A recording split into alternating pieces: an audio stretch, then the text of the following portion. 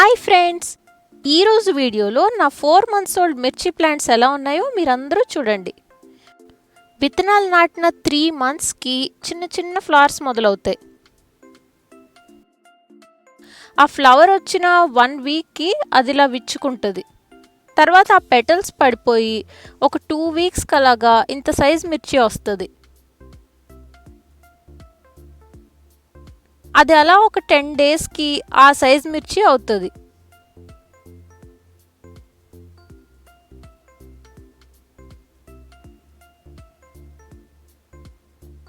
దీన్ని ఇలా వదిలేస్తే ఒక 1 monthకి నెమ్మదిగా అది కలర్ చేంజ్ అవ్వడం స్టార్ట్ అవుతుంది. గ్రాడ్యువల్గా అది కలర్ చేంజ్ అవ్వడం స్టార్ట్ అయ్యి ఫైనలీ రెడ్ మిర్చి రెడీ అవుతుంది.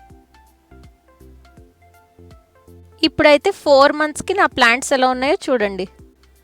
టోటల్ 10 ప్లాంట్స్ ఉన్నాయి.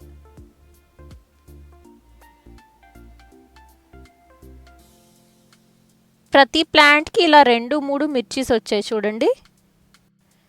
వీటిని ఫస్ట్ అసలు March 2nd నాటాను ఇంట్లో ఉన్న ఎండుమిర్చితో. ఫస్ట్ హార్వెస్ట్ 3 monthsకి వచ్చాయి. అప్పుడు ఆల్మోస్ట్ ఒక 12-13 మిరపకాయలు కాసాయి. ఇప్పుడు ఇంకా 4 monthsకి ఈసారి ఎన్ని మిరపకాయలు వస్తాయో చూడండి. వీటికి ప్రతిరోజు వెజిటబుల్ వేస్ట్ ఇంకా రైస్ వాటర్ కంపల్సరీ పోస్తాను.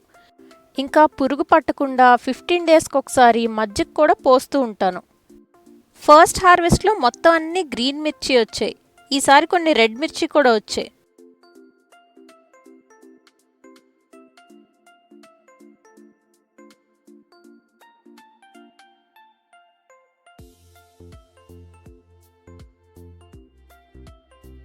ఇప్పుడు ఇంక వీటన్నిటిని హార్వెస్ట్ చేయడం మొదలు పెడదాం.